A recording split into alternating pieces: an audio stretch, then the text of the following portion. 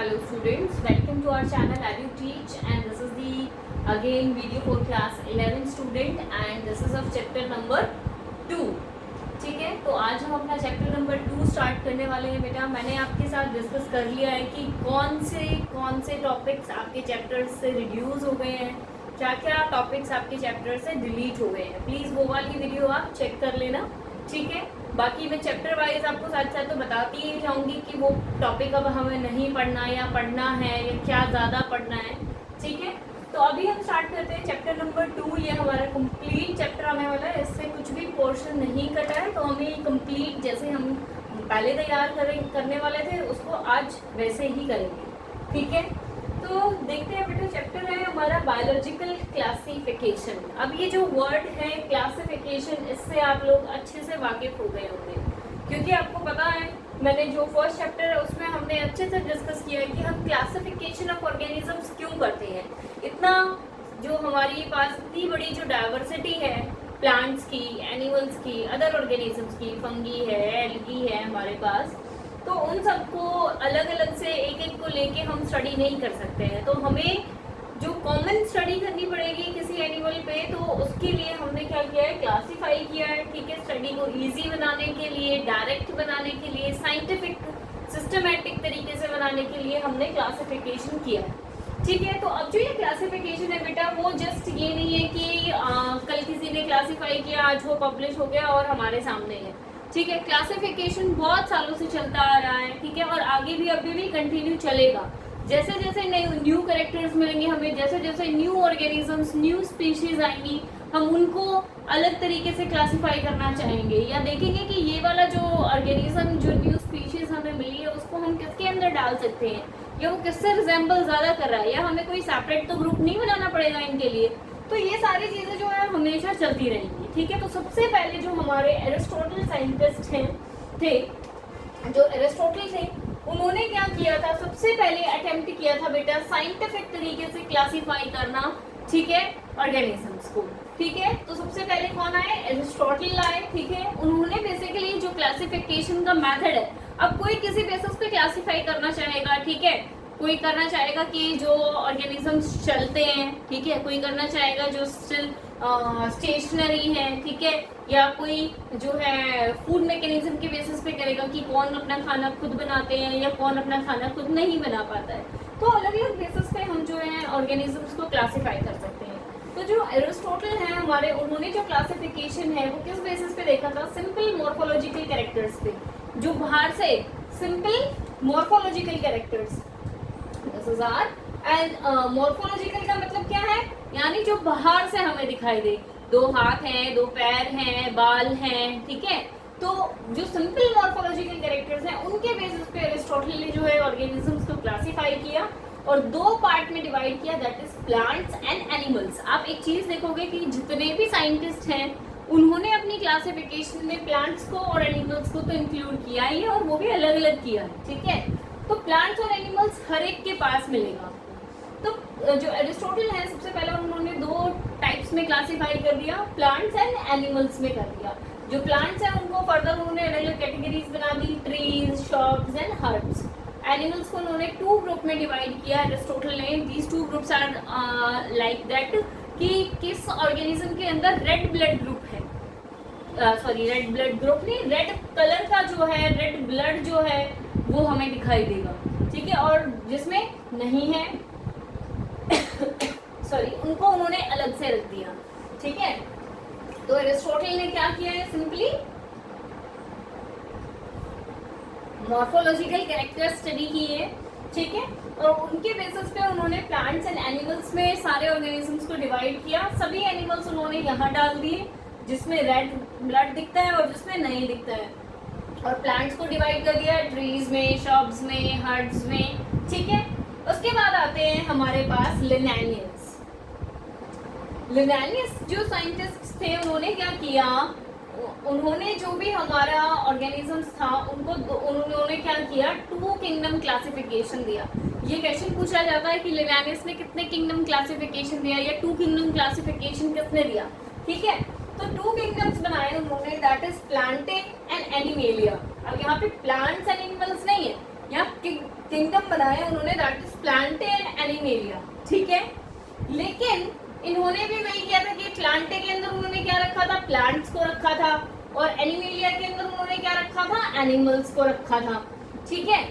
अब लेकिन क्या दिक्कत थी कि जो लिनानियस हैं उन्होंने क्या नहीं कर पाए थे, मतलब क्या क्या कमियां थी उनके क्लासिफिकेशन सिस्टम के अंदर, कि वो डिस्टिंग्विश नहीं कर पा रहे थे कि प्रोकैरियोट्स एंड यूकैरियोट्स को कैसे अलग रखें, कैसे यूनिसेल्युलर और मल्टीसेल्युलर ऑर्गेनिजम्स को अलग रखें, ठीक है। देन कैसे फोटोसिंथेटिक एंड नॉन फोटोसिंथेटिक को अलग रखें। अब उन्होंने जो हमारे एनिमेलिया है, ठीक है, जो प्लांट्स हैं उन्होंने उसमें एल्गी भी डाल दिया और फंगी भी डाल दिया। अब एल्गी हमें पता है, एल्गी क्या है, फोटोसिंथेटिक है, वो अपना खाना खुद बना सकती है, ऑटोट्रॉपिक है, ठीक है। और जो हमारा नॉन फोटोसिंथेटिक है दैट इज फंगी, वो अपना खाना नहीं बना सकती खुद, बिकॉज फंगी इज क्या है, हेटेरोट्रॉपिक इन नेचर है ना, समझ में आया।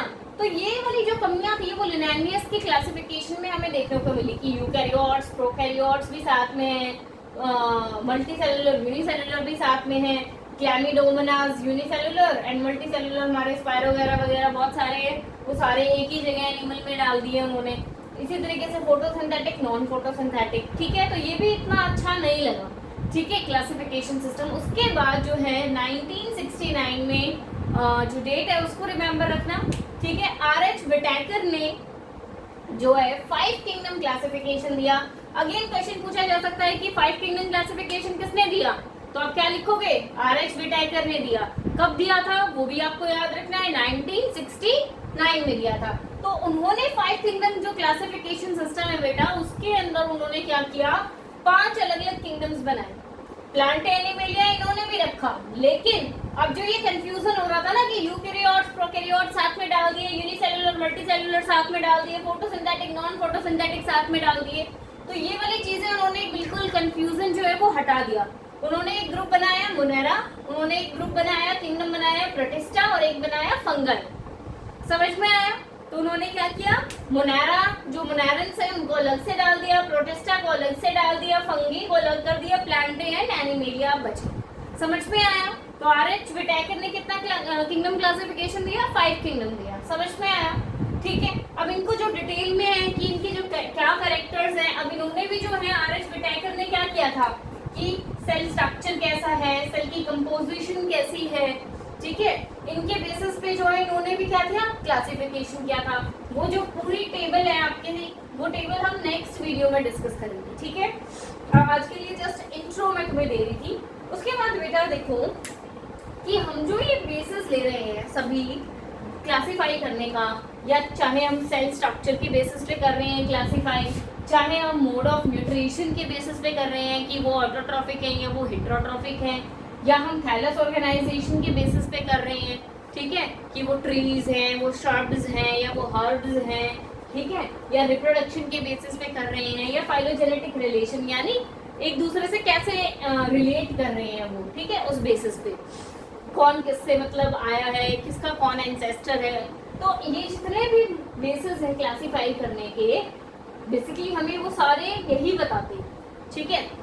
तो अभी हमने देखा कि हमने ये सारी चीजें लेके क्लासीफाई किया, प्लांट्स हमने एक ग्रुप बनाया, उसमें हमने क्या किया, ब्लू ग्रीन एल्गी भी डाल दिया, फंगी भी डाल दिया, मोसेस फॉन्ड्स जो ये टेरिडोफाइट्स में आते हैं तुम्हारे, देन जिम्नोस्पर्म्स एंजियोस्पर्म्स, हमने ये क्या किया, सब प्लांट्स के अंदर डाल दिया। लेकिन अब यहाँ पे बात क्या हो रही है, वही ब्लू ग्रीन एल्गी फोटोसिंथेटिक है, लेकिन वही फंगी तो नॉन फोटोसिंथेटिक है, ठीक है।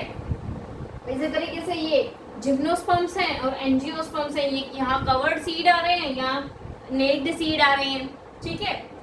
अब ये जो क्लासिफिकेशन किया था कि जिसके अंदर ये सारी चीजें डाल दी, वो जस्ट एक चीज के बेसिस पे था, that is presence of cell wall, कि इन सब में सेल वॉल है, इसलिए उन्होंने सिर्फ प्लांट्स के अंदर ये सारी चीजें डाल दी। हालांकि जो हमारी फंगी है उसमें जो सेल वॉल है वो किसी दूसरे कंपोजिशन की है, काइटिन से मिलके बनी हुई है, ठीक है। प्लांट्स में बाकी हमें सेल वॉल जो है हमें सेल्यूलोज की देखने को मिलती है, ठीक है। एल्गी है उसमें तुम्हें सेल्यूलोज की देखने को मिलेगी, सेल वॉल जो है हमारी, ठीक है। लेकिन वही फिर से दोबारा वही बात आ जाती है कि जो यूनिसेल्युलर है वो मल्टीसेल्युलर के साथ कंबाइन कर दिए गए, हेटेरोट्रोपिक ऑटोट्रोपिक के साथ कंबाइन कर दिए गए, ठीक है। इनका सिर्फ ये देख लिया उन्होंने कि सेल वॉल प्रेजेंट है इन सब में, ठीक है, लेकिन ये नहीं देखा कि इतने सारे फीचर्स हैं जो एक दूसरे से डिफरेंट है। समझ में आया? दैट मीन्स वो एक कैटेगरी से बिलोंग नहीं करते हैं, ठीक है। तो अभी जो हमारा हाल फिलहाल जो क्लासिफिकेशन सिस्टम है वो हम किसका लेके चलते हैं? RH विटेकर का लेके चलते हैं। तो इसी पूरे सिस्टम को हमने जो है इस चैप्टर के अंदर पढ़ना है, ठीक है। हम अलग अलग वीडियोस में अलग अलग किंगडम को स्टडी करेंगे। अभी जो ये आपका चैप्टर नंबर 2 है ना बेटा, इस चैप्टर नंबर 2 के अंदर आपको मोनेरा, प्रोटिस्टा और फंगी पढ़नी है डिटेल में, ठीक है। टाइप्स इनके कैरेक्टर्स, ठीक है। लेकिन जो प्लांटे और एनिमेलिया है इसके लिए तुम्हारी बुक में एक सेपरेट चैप्टर है, that is chapter number 3 and chapter number 4 के अंदर इसके इनको हम पढ़ेंगे। समझ में आया? ठीक है। तो अभी हमें इस चैप्टर के अंदर मोनेरा, प्रोटिस्टा, फंगी के बारे में देखना है। थोड़ा थोड़ा हम देखेंगे कि प्लांटे और एनिमेलिया में क्या है, बस छू के निकलेंगे इनको। डिटेल में हम चैप्टर नंबर 3 और चैप्टर नंबर 4 में पढ़ेंगे, ठीक है। उसके बाद तुम्हें इस चैप्टर में वायरसेस के बारे में पढ़ना है बेटा, वायरॉइड्स के बारे में पढ़ना है, लाइकेंस के बारे में पढ़ना है, ठीक है। ये भी तुम्हें इस चैप्टर के अंदर पढ़ने हैं, ठीक है। तो आपको हर एक टॉपिक के लिए एक अलग से वीडियो मिलेगी, ठीक है। तो आज के लिए सिर्फ मैं आपको इंट्रो दे रही थी कि क्या एरिस्टोटल ने कैसे क्लासीफाई किया, देन लिनेनियस आया, उन्होंने 2 किंगडम दिया, RH विटेकर ने 1969 में 5 किंगडम दिया, ठीक है। अभी हम कल से जो मतलब जो नेक्स्ट वीडियो है हमारी उसमें हम क्या करेंगे, एक एक को लेके चलेंगे और इनके कैरेक्टर्स देखेंगे। पहले हम एक टेबल डिस्कस करेंगे पूरी, जिसमें कि हम इन 5 को एक साथ देखेंगे कि ये कैसे एक दूसरे से डिफर करते हैं, कैसे इनको अलग अलग ग्रुप में बनाया गया। समझ में आया आपको? ठीक है। तो आज की जो वीडियो है वो यही खत्म करते हैं, ठीक है। Thank you so much for watching my video. अगर आप मेरे चैनल को सब्सक्राइब कर रहे हो तो प्लीज़ आप मेरी वीडियोस को लाइक करो, आपको अच्छा लग रहा है तो। अगर नहीं लग रहा है तो प्लीज़ मुझे कमेंट सेक्शन में कमेंट करके बोलो क्या कमी है, ताकि मैं उसको ठीक कर सकूँ, ठीक है। So thank you so much.